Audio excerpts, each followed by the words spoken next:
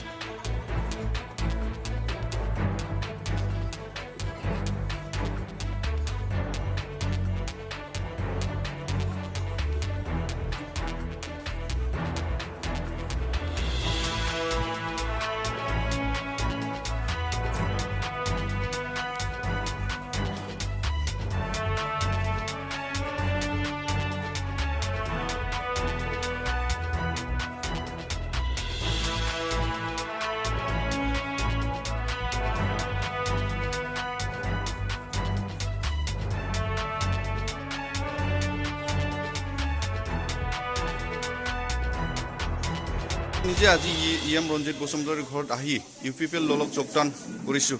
আপোনালোকে কি দলৰ আছিল? আমি আগন্ত দিনত হাগ্ৰামা দলত আছিলোঁ।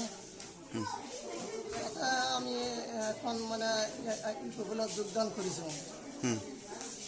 হাগ্ৰামাক কি বেয়া পাইছে নেকি আপোনালোকে? হাগ্ৰামা বেয়া পাইছে মানে আমাৰ ৰাইজৰ কামবিলাক যিবিলাক কৰোণা আছে সেইবিলাক আমাক কৰি দিয়া নাই।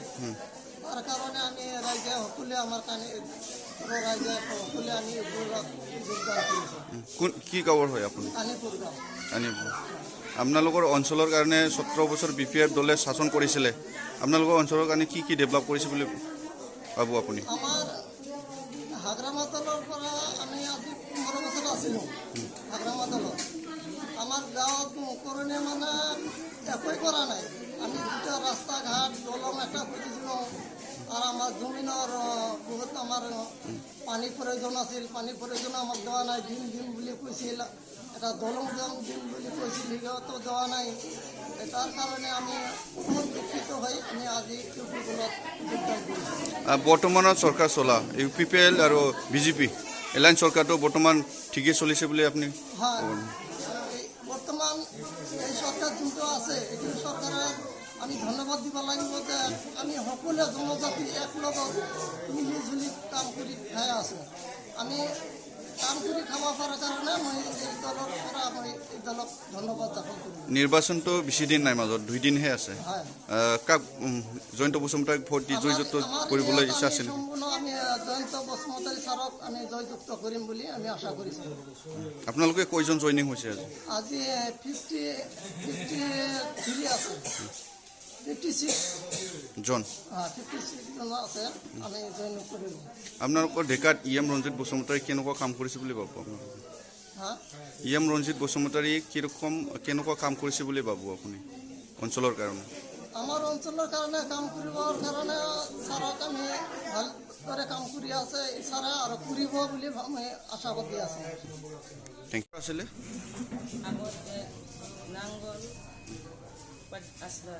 কিমান বছৰ নাংগলত আছিলে আপোনালোক? 17 বছৰ আছিলোঁ। 17 বছৰ। 17 বছৰ পৰা একো কৰা নাই আৰু কি। বাচ্চাগিলা স্কুল কলেজ কিবা কিবি হাবি যাবি এটাও কৰা নাই। তাৰপিছত বাচ্চাগিলা ক'ত দিয়া যায় এটা কিবা কৰা নাই। ৰাস্তা ঘাটে কিবা বাচ্চাগিলাৰ সুবিধা হৈ আছে সেইটোও কৰা নাই। এখন এই যে ডাঙৰীয়া চাৰা ট্ৰেক্টৰত আহি পেলাই বাচ্চাগিলা খুব সুবিধা হৈ গৈছে। বাচ্চাগিলা নদী মাছ কিবা কিবি মাৰি খাই আছে, একো সুবিধা হোৱা নাই। এখন কোনো শান্তি নাই আৰু কি চাৰত আহি। আগতো কোনো ফালে যাব পৰা নাই, ভাগতো কামত যাব পৰা নাই। ৰাতি হ'লে মানুহগিলা আহিবা ৰাস্তা ঘাটৰ কিবা গণ্ডগোল কৰিছিল, কিডনাপ হৈছিল, এইগিলা এখন একো নাই আৰু কি শান্তি হৈ আছে। এইজনে আমি ডাঙৰীয়া ছাৰক ভোট দি যোগদান কৰিলোঁ। জয়ন্ত বসুমতাৰী ভোট দি জলদি কৰিলোঁ